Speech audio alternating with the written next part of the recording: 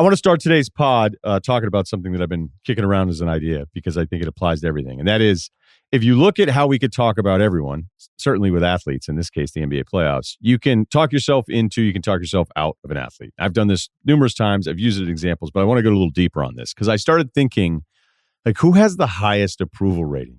Not just in the NBA. I'm talking about life. Like, who would be the person you go, you don't hear a lot of negativity about that guy. If that guy posts something or if she posts something, like, who seems, it's just everybody's sort of in. I think Beyonce had a really good run there for a while. Maybe not as high now, but I think the peak thing, and then it's kind of like, I'm a mom, what's up? People really seem to be into that. I think The Rock is another one.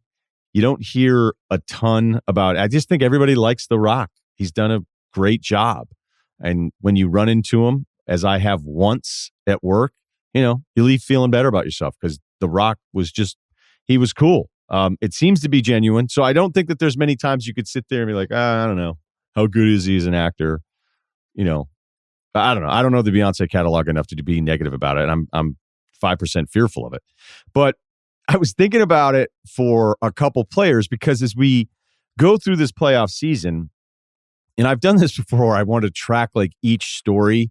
I remember one time there was like a chance that LeBron was going to have to play Dwayne Wade in the first round of the playoffs. And people were like, that could really be something there. And you're like, why? Like, that team's not that good and it's LeBron. So why would he be worried about playing them? But you just understand the point. Like, the way we will look at the results and it kind of changes the way we feel about a player for the offseason and then that next season hangover because of an early exit or an incredible run. I mean, Jimmy Butler's a really good example of this, where I like Jimmy Butler. I've never really thought he's a top 10 guy. And part of me goes, is he difficult or was he right about the Minnesota team? Probably. Actually, he definitely was. Was he right about the Philadelphia guys? Yeah, there's probably some stuff there that you could say Jimmy Butler was right about.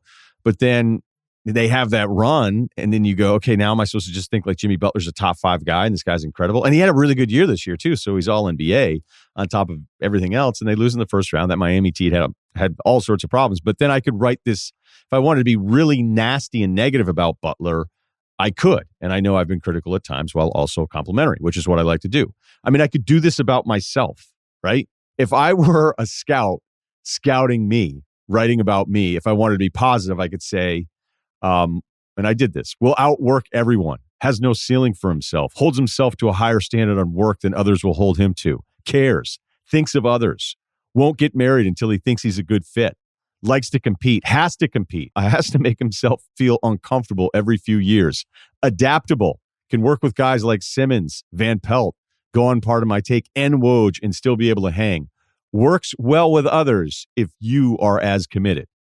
Now, if you want to trash me, I could do that one too. What the with this guy? Cool, he works hard. What about the rest of his life? Confident, but too confident? Can't he just relax? Does anyone like him? Does he like anyone? Is the single thing a red flag? Is it that no one can stand him? Competes at what? Lifting? Cool, we've heard about it. Does he know it's over? He's not going to play for any teams. SVP show was all SVP. He benefited from that. A few complaints from coworkers. I mean, I know which one I like better. And, the complaints thing about coworkers, usually those are the people that were the laziest. So that was never going to work out. I mean, that can happen now. I mean, think about Chris Paul if Anthony Davis doesn't get hurt. I think the Lakers win that series. Chris Paul's out in the first round. And then it's dump on Chris Paul time. And instead, he goes for what?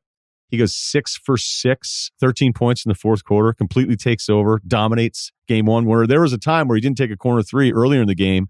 And I was like, oh, no, is he still hurt? Like, how did he not take that three? He got rid of it immediately. And then it was like, oh, I think he's good. This is the best he's looked in a couple weeks. But it would have been very, very different. And he still has a chance to disappoint because most of these star players end up disappointing. Giannis is on that path. Giannis is on that path to nobody's going to want to vouch for this guy. You know what I mean? Other than Bucks fans, where you have to admit in a moment of honesty, you're like, wait, is there something wrong here? Now, there's clearly something wrong. The rest of the team isn't exactly killing it either. And the biggest thing that could be happening right now is we're going to be sitting here in a few weeks being like, why did any of us ever doubt the Brooklyn Nets? And I think there are people that haven't. And I just wondered if it could all come together. And without Harden, it's horrifying. And all the role players are terrific. And everybody's doing everything. And Durant looks like he might be the best player in the world. But you get the point, right? Depending on the day and depending on the end of the series, how will we update your legacy? Because I could do the Tom Bill legacy with a bunch of NBA stars, but I just thought it'd be pretty pointless to be like, hey, Paul's up. I got Jokic down. I got Booker up. I got Giannis down. I got Middleton way down. All right, you get the point. Luka's kind of facing that. Like, he's the pre-Giannis in a way because he's still so young, and the first-round playoff exits, whatever, they weren't the better team. But I knew this would happen with Giannis unless he got out of the East. Finals appearance probably would have been good enough for him, but Luka is the next guy. Giannis wins MVPs because the guy that wins MVPs we're also going to hold to a higher standard. So let's do the exercise with Luka. All right, let's be positive first. He's 22. Shooting's improved every year. Hasn't gotten past the Clippers the last 2 playoffs, but Dallas was clearly the inferior team. Team needs to get better. Gets everyone involved, though. Porzingis has to get better to help him. Plays at his own pace. Total confidence. Will be an MVP. Want to be negative? Let's do it. Hasn't been out of the first round. Trae Young has, and so is Ayton from the same draft class. I've actually heard people saying this, like real people. Dallas too dependent on him. 39% usage rate in the playoffs this year. Easily the highest of anyone in the playoffs. Jokic at 35% second. Regular season, number 2 the last 2 years in usage. Needs to get better at keeping teammates engaged. It's not just about the assists. Has to do a better job of getting Porzingis going. Can't fall in love with the 3. Was preseason MVP favorite. Came in out of shape. What happened? Team falls apart when he's not out there. Is that possibly because they aren't used to playing without him controlling every possession? How long before he competes for the West? I'm all for like some hints at criticisms with Doncic, but when you're 22, you look like you're on the path here. I mean, trying to come up with the top 5 players right now is ridiculous because Jokic is going to win the MVP, and I don't even know if he's a top 5 player, and I've loved literally everything that I've seen from him. AD's in a tough spot, though. Anthony Davis now, especially in a Lakers market, which is entirely different than basically every other market except for a couple, and certainly more intense than New Orleans' market. But this is where, whatever stage of doubt there is for Doncic publicly, Anthony Davis is at the latter stages of this. I like Anthony Davis, so let's be positive first. Still only 28, has missed 71 games the last 3 years, but it's been a tough 2 years for a lot of people. He's the reason LA was going to win the Sun series. After a slow start against Phoenix, went for 34-10 in games 2 and 3, can stretch the floor. Numbers have dipped, but that was because of injury.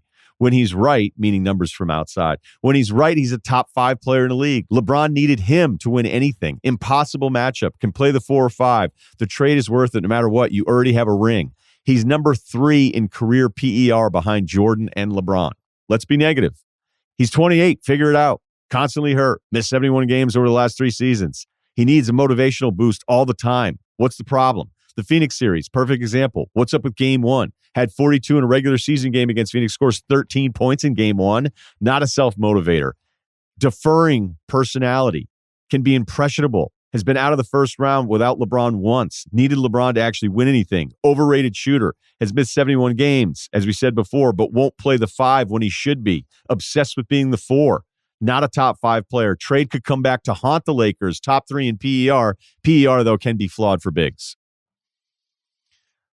Both could be accurate, but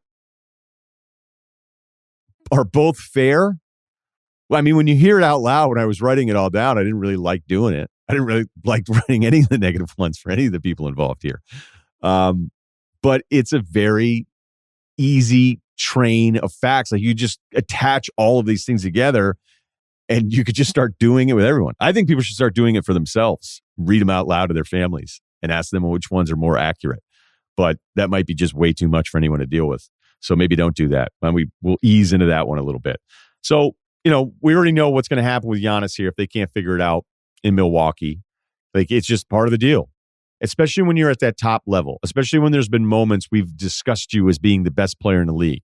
Because it's happened with Davis. It's certainly happened with Embiid.